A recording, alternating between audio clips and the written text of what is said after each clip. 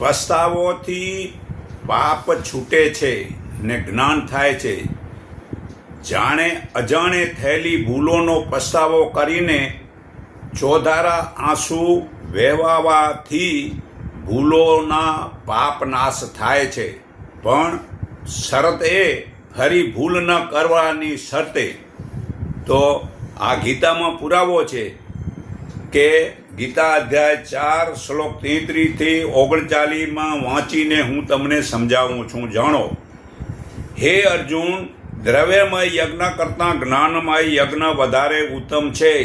કારણ કે હે પાર્થ, સર્વ સંપૂર્ણ કર્મો અને પદાર્થો જ્ઞાનમાં સમાઈ જાય છે. તો ભક્તિ કરવી હોય તો આ પૈસાની કાંઈ જરૂર નથી. ને તે જ્ઞાનનો તને તત્વદર્શી જ્ઞાનીઓ ઉપદેશ આપશે. તેને પ્રણામ કરી તેમની સેવા કરી તેમને પ્રશ્નો પૂછી તે જ્ઞાન તું જાણી લે. હે અર્જુન, એ જ્ઞાન પામ્યા પછી તું ફરી આમ મોહ નહીં પામે.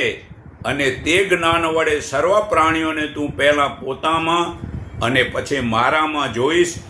જો તું બધા પાપીઓથી પણ વધારે પાપ કરનારો હોઈશ તો પણ જ્ઞાનરૂપી નૌકા વડે તું નિસંદેહ સર્વ પાપરૂપી સાગરને તરી જઈશ.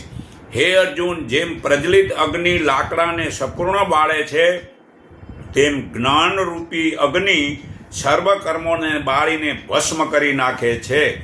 કારણ કે આ જગતમાં જ્ઞાન જેવું પવિત્ર બીજું કાંઈ જ નથી. તે માટે યોગ વડે સિદ્ધિ થયેલો પુરુષ કાળે કરી આપોઆપ પોતામાં જ પામે છે.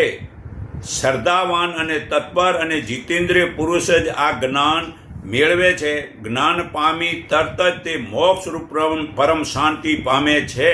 તો જુઓ, આ પુરાવો બતાવેલો છે કે જો આપણે ભૂલ કરીને પસ્તાવો કરીએ તો પસ્તાવો કર્યા પછી ભૂલ ફેરી ન કરીએ તો મતલબ કે પાપ ભગવાન મતલબ માફ કરી દે ને મમ્મી માણે માફ કરી દે.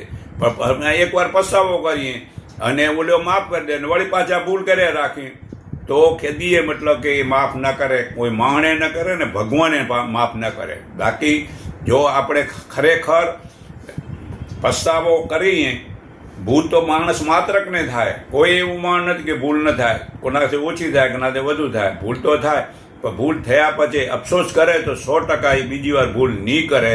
તેને માફ કરવાનું.